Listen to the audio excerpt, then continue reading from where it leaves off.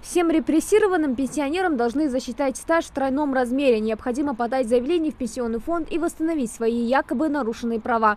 В последнее время эта информация, появившаяся в интернете, в республике на слуху. И надо сказать, такой закон действительно существует за номером 173, 30 статья. Более того, трудовые пенсии с 2002 года в России выплачиваются в соответствии с ним. Специалисты пенсионного фонда, в свою очередь, разъясняют, в соответствии с положением статьи 30 этого закона, размер трудовой пенсии определяется по выбору самого пенсионера, либо по 3-му, либо по 4-му пункту.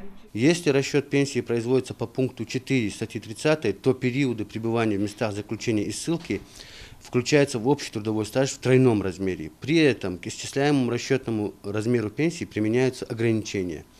Так, при наличии стажа 25 лет для мужчин и 20 лет для женщин, расчетный размер трудовой пенсии не может превышать сумму, равную 555 рублей 96 копеек. Судя по всему, многие не учитывают названные ограничения в законе. Что касается 3-го пункта, то здесь время ссылки репрессированным пенсионерам включается стаж календарно, начиная с 16-летнего возраста. В таком случае размер выплат не ограничивается и выплачивается в полном объеме. Только здесь есть, пожалуй, самый важный нюанс, который, по всей видимости, многие просто упускают. Важный момент, это чтобы все запомнили, вот пункт 4 и пункт 3 этой статьи для расчета стажа одновременно закон не допускает.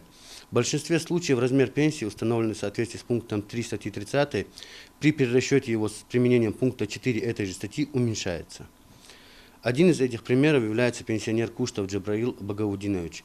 В соответствии с судебным решением ему был произведен перерасчет, в результате чего размер его пенсии уменьшился больше, чем на 1500 рублей. Специалисты объясняют, большинству просто невыгодно перерасчитывать свою пенсию по 4-му пункту. Поэтому и выплаты им начисляют, причем по их же выбору, по 2-му варианту.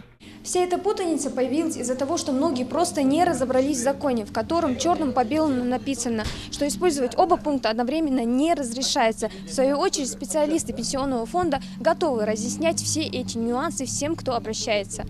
Хадида Брива, Рамзан Миржоев, Новости 24.